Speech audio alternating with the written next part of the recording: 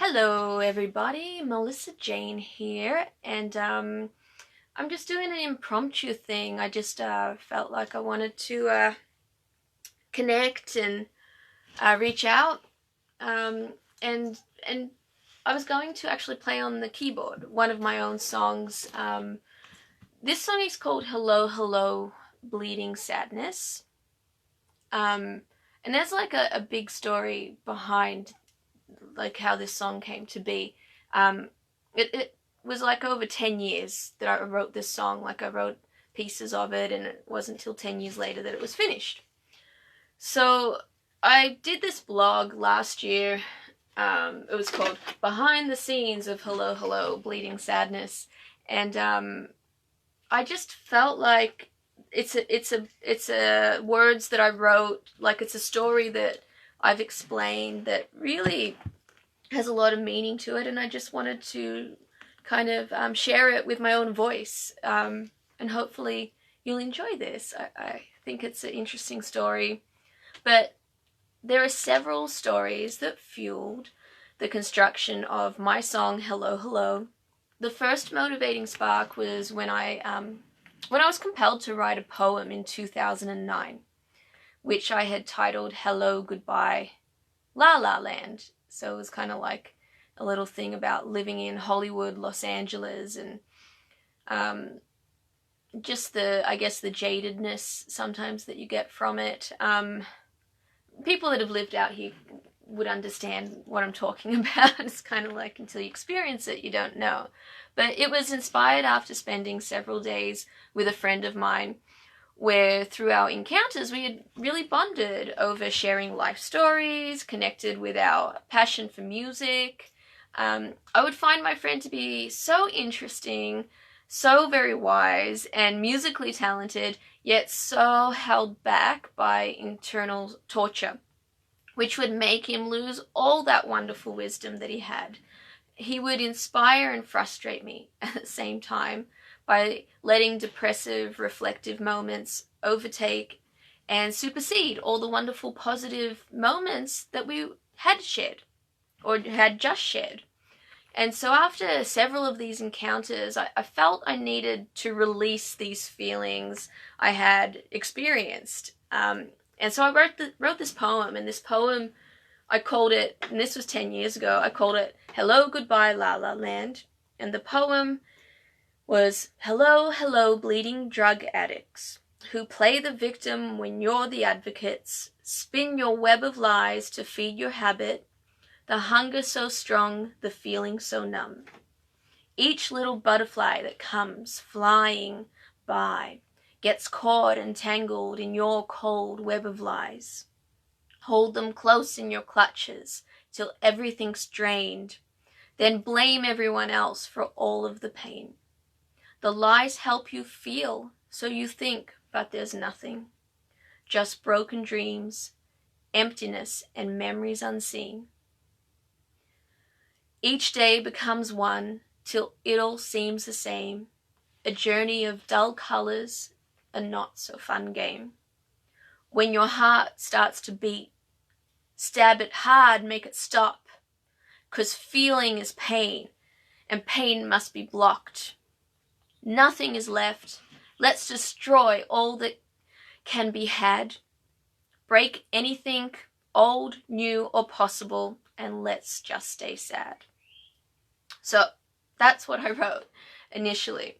But then after a few years after I had written this poem that I just wrote because I felt like it, I had spent I had spent a few days in the studio with Final Gravity, my band Final Gravity.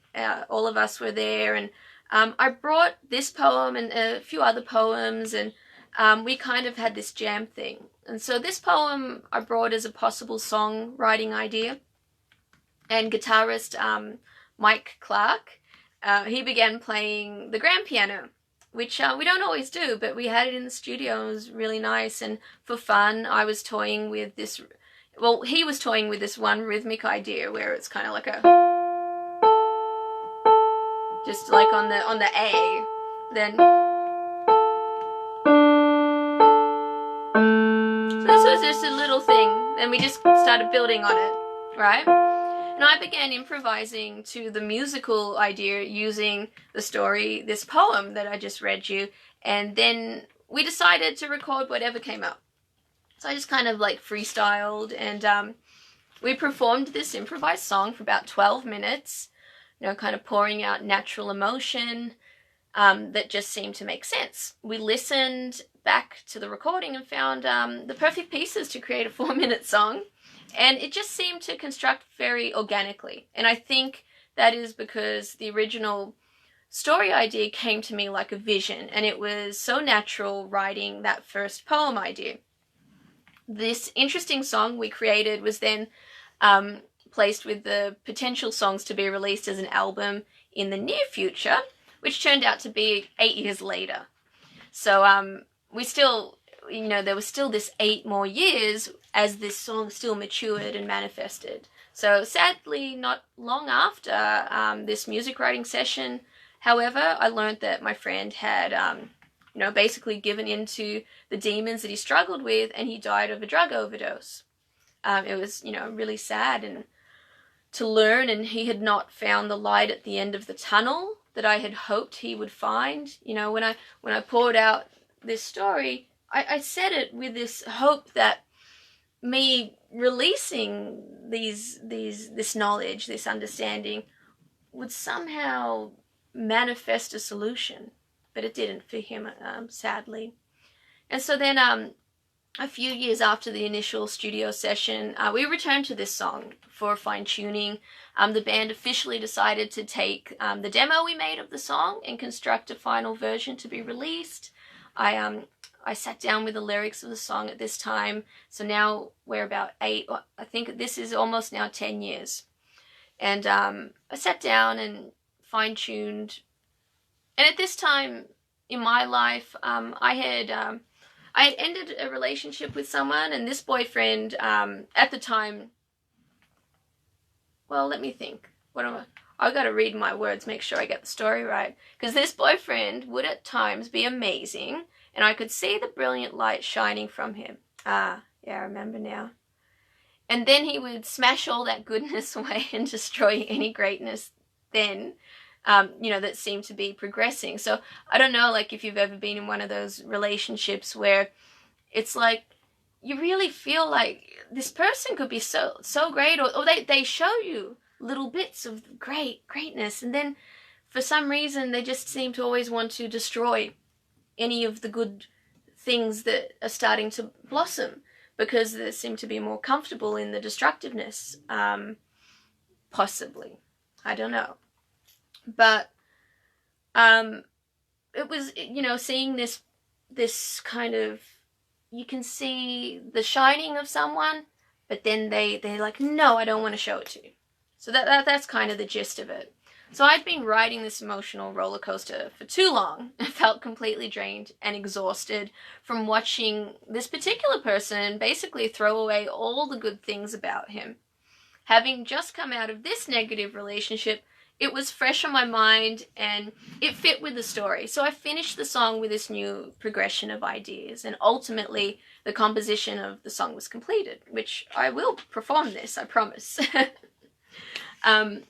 I won't read the lyrics out to you. I'll just, you know, it's basically like it's the poem, but now with more of a story. So it's like it starts evolving into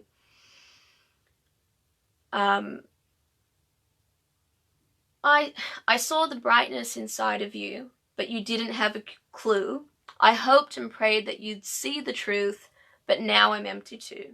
Now I'm sad too. Now I'm bleeding too.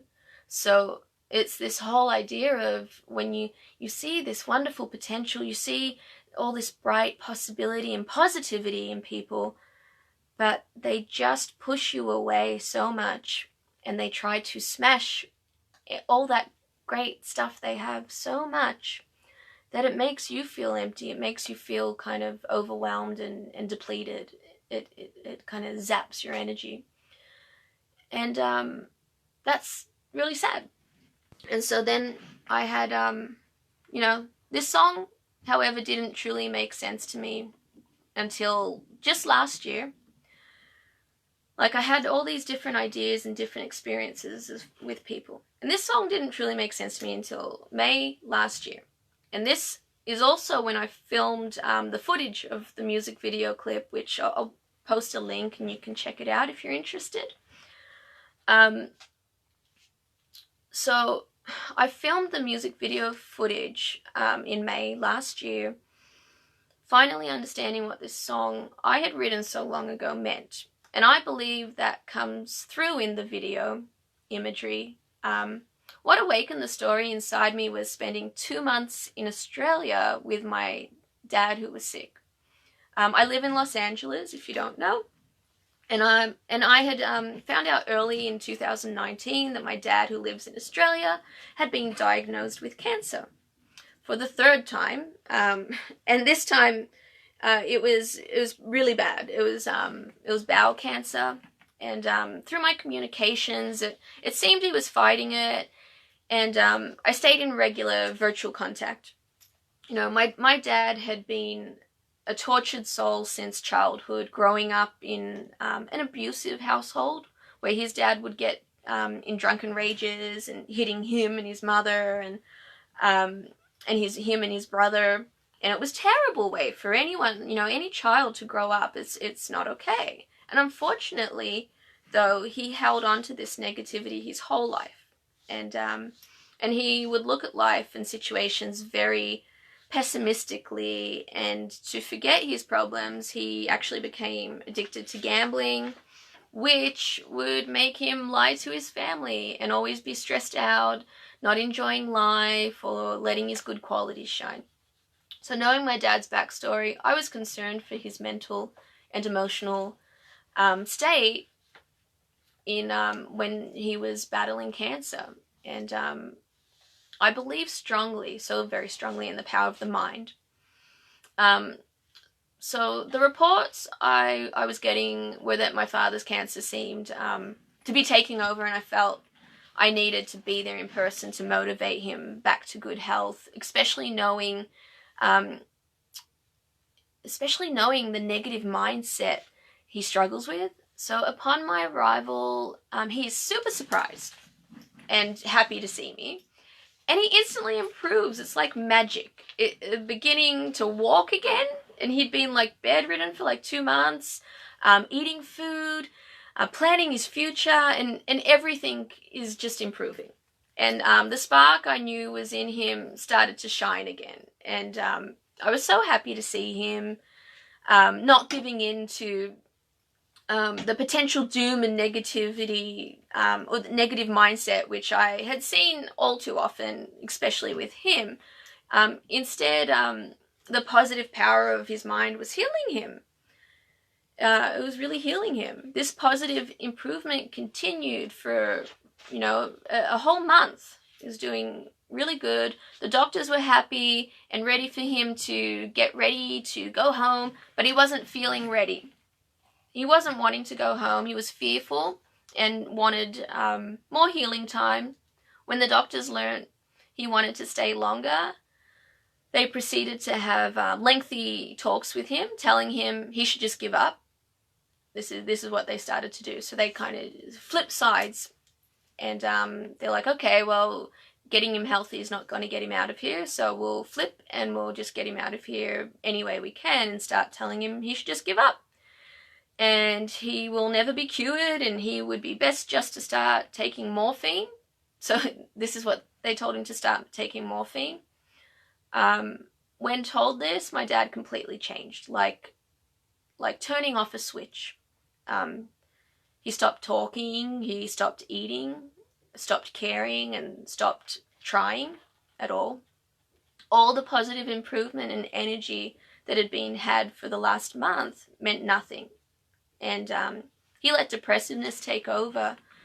He let other people's negativity refuel his negativity. And so literally after just 1 week of not eating and ultimately only taking morphine and just falling into depression, he died. And that's that. You know, he's dead now, and no amount of positive energy can bring him back. So it's just crazy how when you let the negativity overcome you, how quickly it can take shape, how quickly it can affect. And the positivity has the same power. So it's like you have these two things you can fuel with, either positive or negative. But it's ultimately a choice. You know, like I couldn't tell him to choose to take the positive route and stay alive and prosper and doesn't matter if you haven't done much. It's never too late kind of thing. But you can't do that. And if the negative choice is picked, it has the same power as positive. They're like a duality. So ultimately choosing which power you want to have is so very important. So I really tried to help him and believed I could easily help him get through this. And it did work for, a month. But from the day my plane landed in Australia, I visited my dad every day through the positive and the negative until he died. Watching my dad's final journey made me truly understand what this song I wrote so long ago meant. He was emulating the people of my past and living this story I had written. I hadn't realized until the final moments how alike all of these people were. And this 1 year after this story that I've just told you, I'm seeing how much everyone is so alike. We all fall into these traps, and we all have these scars, and some have heavier scars than others, and we want to compete for whose scar is bigger and better. But ultimately, do you want to live fueling the negative memories, or do you want to learn from the negative memories, fueling the positive possibilities? I want to say like the right words, but it's like absolutely you have to learn from things that happen. That's why things happen, so that you know what you want and you know what you don't want. They have so much value. But when they overcome you, when they stop you, when they halt you, when you can't go further. So when you think about, like, if I'm depressed and I feel hopeless, wouldn't being angry and vengeful be better? Yes, it would. But now once you're angry and vengeful, wouldn't hopeful and optimistic feel better? And then once you're hopeful and optimistic, wouldn't happy and grateful feel better? And so on and so on. So it's like you don't want to get stuck in that progression of enlightenment, of transcending. You definitely have to go through all the emotions, but try to allow your journey not to halt but to continue, and to gain strength that can take you further than just anger or hopelessness or depression or bleeding sadness, which is the bottom where you find you just can't rise above, right? So I hadn't realized until the final moments he was living this life, and how alike all of these people were. This song represents all of them, like a sad prediction. And it was ever so clear after I experienced this intense 2 months with encounter with my dad. And I didn't realize just how it transcends into so many different worlds and lives, the story that this song is. And I didn't write it for one particular story, but I just feel like it resonates with so many stories. And ultimately, my message from this song is seeing the spark in people, having no power whatsoever to help illuminate their light. Ultimately, my hardest lesson I learned over the last 10 years is that we can only control our own lives. You are the master of your own destiny. My hope is that more people choose to illuminate their lives, illuminate their light, and not give in to the bleeding sadness. So I'm going to sing this song for you, and I hope it inspires you to not give in to the darkness, not give in to the bleeding sadness. It inspires you to illuminate, light your light, let your light grow stronger and stronger. And I can't wait for everyone to shine as bright as possible at their full potential. And I think it really can happen if we all start wanting to do so. There's no reason why we can't all shine super bright. We all deserve to. And yeah, so this is my song. Hello, hello.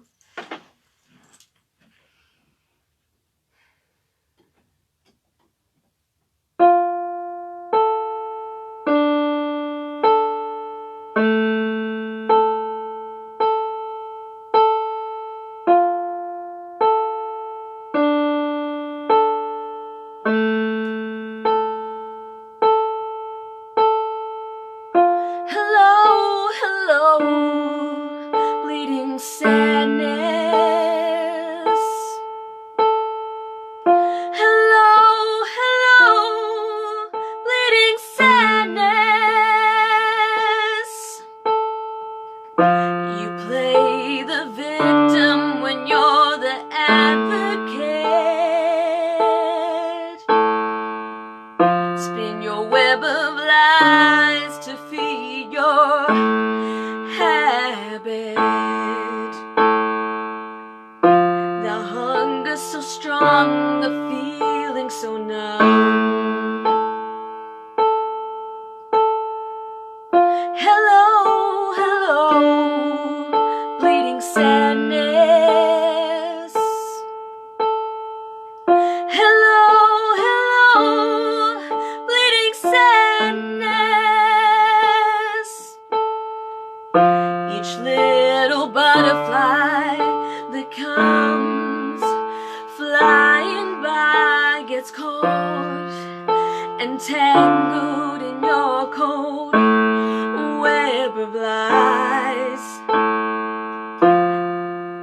Each day becomes one till it all feels the same. A sea of blind and gray, a not so fun game, a not so fun game. Hello, hello, bleeding sadness. Hello, hello, bleeding sadness. When your heart starts to beat, stab it hard, make it stop. 'Cause feeling is pain, and the pain, it must be blocked. Nothing is left. Let's destroy all that you can be. Nothing is left. Let's destroy everything you can have. Nothing is left. Let's destroy everything you can have. Nothing is left. Oh, new or possible. Let's just stay sad. Let's just stay sad. Hello, hello, bleeding sadness. Hello, hello, bleeding sadness.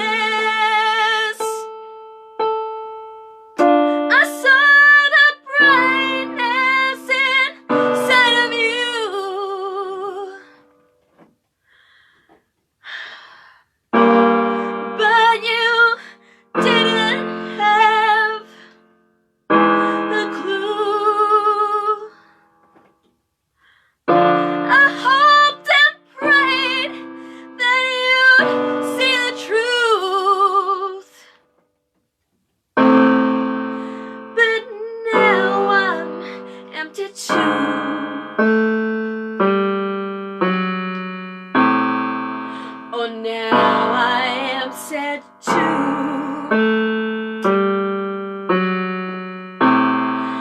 Oh, now I'm bleeding too.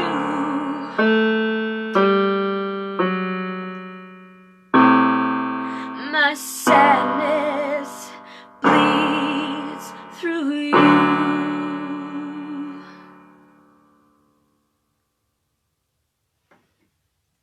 So, that's my song. Hello, hello, bleeding sadness. So my hope, ultimately, I just hope that more people choose to illuminate their light and not give in to the bleeding sadness. Say hello, hello to your future. So, wishing you all the love, all the happiness, all the positivity. And I'm here to inspire whenever you need it. So hopefully I'm doing a good job at it, and I'll keep trying to inspire. Bye.